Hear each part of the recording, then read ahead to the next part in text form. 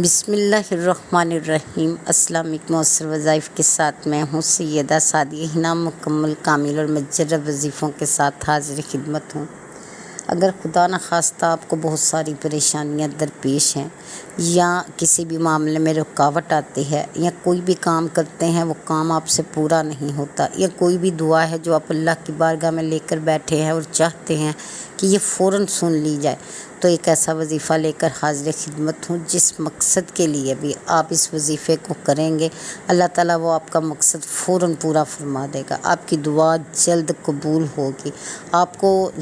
جلد ہی عطا کر دیا جائے گا، آپ کی جولی کو بھر دیا جائے گا، آپ کا کام فوراً ہونے لگے گا۔ آپ کسی بھی مقصد کے لیے پڑھ سکتے ہیں، جیسے کاروبار میں مسئلہ ہو، کوئی کاروبار چلتا نہ ہو، ڈوب رہا ہو، کام آپ کو ملتا نہ ہو، خدا نخواستہ ایسی پریشانیاں آپ کو درپیش ہوں، یا آپ پسند کی شادی کرنا چاہتے ہوں یا پھر شادی کر رہے ہیں اسباب نہیں ہے کوئی، یا کوئی بھی معاملہ آپ کو درپیش ہے جو آپ جانتے ہیں جس وقت جس معاملے سے آپ گزر رہے ہیں جو میرے لفظوں میں نہیں لیکن آپ کو درپیش ہے، کوئی بھی معاملہ آپ اس کے لیے یہ وظیفہ کر سکتے ہیں۔ انشاءاللہ تعالیٰ اللہ تعالیٰ آپ کی بات کو سنے گا، مانے گا اور عطا کرے گا، اور دن نہیں لگیں گے، گھنٹے نہیں لگیں گے، فوراً اللہ تعالیٰ آپ کا وہ کام کر دے گا جس کام کے لیے آپ نے اللہ کی بارگاہ میں سجدہ کیا ہے، اس سے مانگا ہے، وہ آپ کو ضرور عطا فرمائے گا۔ بس خلوص دل سے آپ نے یہ وظیفہ کرنا ہے، بے شمار کاموں کے لیے، بے شمار رکاوٹوں کے لیے، بے شمار مسئلوں کے لیے، بے شمار حاجات کے لیے یہ ایک وظیفہ کافی ہے۔ اگر آپ پڑھنا شروع کر دیں گے نیک نیتی اور اخلاص کے ساتھ، انشاءاللہ آپ کے کام بننا شروع ہو جائیں گے۔ لیکن ایک بات یاد رکھیے گا کہ جب بھی کوئی وظیفہ یا ذکر کرے اس میں دنیا اور آخرت دونوں کو شامل رکھیں۔ یہ بار بار میں تاکید کرتی ہوں کہ دنیا بھی ضروری ہے اگر تو آخرت بھی بہت ہی ضروری ہے۔ ہم میں سے بہت سے کم لوگ ہوں گے جو آخرت کی تیاری کر رہے ہوں گے، اس لیے اگر دنیا کے لیے ہم کوئی دعا یا وظیفہ کرتے ہیں تو ہماری نیت میں آخرت بھی ہونی چاہیے کہ اس کا پھل ہمیں دنیا میں بھی عطا ہو اور آخرت میں بھی عطا ہو۔ اللہ آسانی پیدا کرے، محشر میں وحشت کو دور فرمائے، قبر کا معاملہ درست فرمائے، اور دنیا کے جتنے بھی معاملات ہیں اللہ تعالیٰ ان میں بھی آسانی عطا فرمائے۔ اگر خدا نخواستہ آپ کے کاندھے پر بہت بوجھ ہے، آپ کے دماغ میں بہت سوچ ہے اور چاہتے ہیں کہ اللہ تعالیٰ فوراً سے پہلے آپ کا وہ مسئلہ حل کر دے، تو آپ نے یہ کام کرنا ہے، یہ ذکر کرنا ہے، یہ وظیفہ پڑھنا ہے، جس کو کرنے سے پہلے آپ نے صدقہ ضرور نکالنا ہے۔ جتنی آپ کی جیب اجازت دیتی ہے وہ صدقہ دیجئے، پھر اس کے بعد اس عمل کو شروع کر دیجئے، تاکہ اگر کوئی غلطی خدا نخواستہ پڑھنے میں کوئی کوتاہی ہو جائے، کوئی کمی رہ جائے تو اللہ تعالیٰ معاف فرما دے اور اسے قبول فرما لے اور آپ کی مدد فرمائے۔ آپ کے لفظوں میں، آپ کے پڑھنے میں، آپ کے سجدے میں، آپ کے رکوع اور آپ کے قیام میں اللہ تعالیٰ کی ذات ہر جگہ پر آپ کا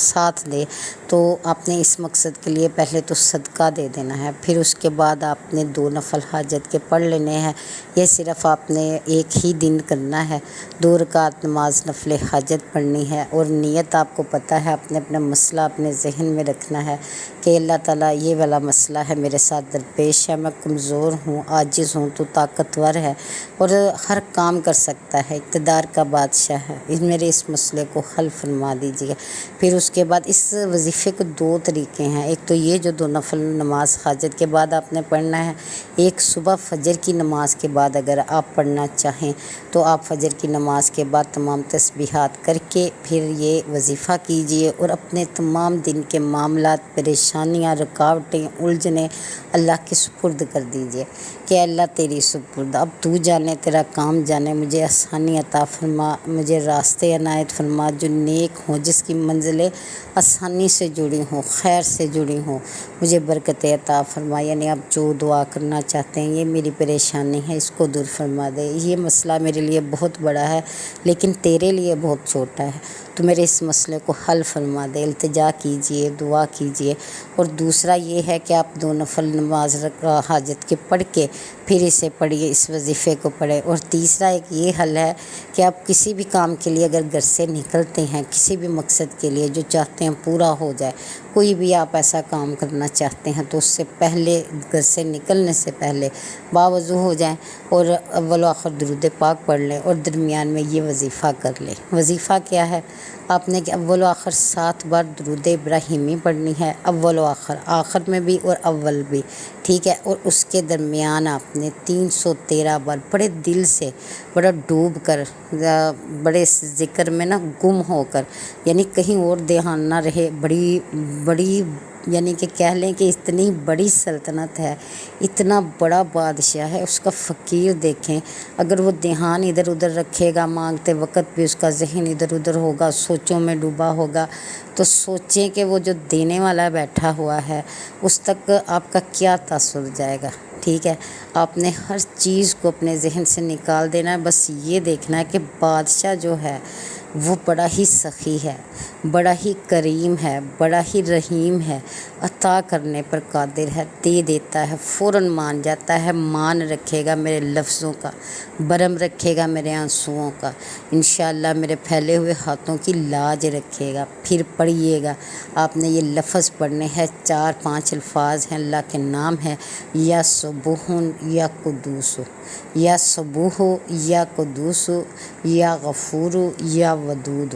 ٹھیک ہے۔ یہ آپ نے 4 لفظ پڑھنے ہیں اور دل سے پڑھنے ہیں، ڈوب کر پڑھنے ہیں، اور انشاءاللہ تعالیٰ اس کا ورد جیسے جیسے کرتے جائیں گے نا، آپ کے دل پر ضرب لگتی جائے گی، آپ کا دل نرم ہوتا جائے گا، اور آپ کی آنکھوں سے آنسو جاری ہوں گے، آپ کے الفاظ بہترین ہو کر نکلیں گے، اس درد کے ساتھ کہ رب کو وہی تو درد پسند ہے، وہی تو انداز پسند ہے رونے کا، وہ آپ کو سنے گا اور قبول کر لے گا، انشاءاللہ آپ کو دے دے گا۔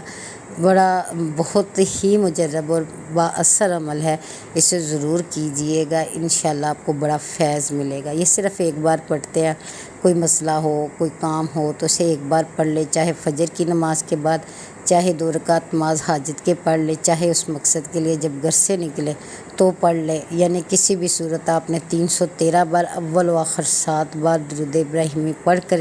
ان لفظوں کا ورد کرنا ہے، اس میں ڈوب کر پڑھنا ہے، انشاءاللہ اللہ آپ کی ایسی داد رسی فرمائے گا کہ آپ کو اس کی شان سے، اس کی رحمت سے محبت ہو جائے گی، وہ ایسے انداز سے آپ کو عطا کرے گا، انشاءاللہ دعا ہے جتنے پریشان ہیں، جن کے معاملات خراب ہے، رکاوٹ آ رہی ہے، اللہ سب کے لیے آسانیاں پیدا کرے، آمین ثم آمین۔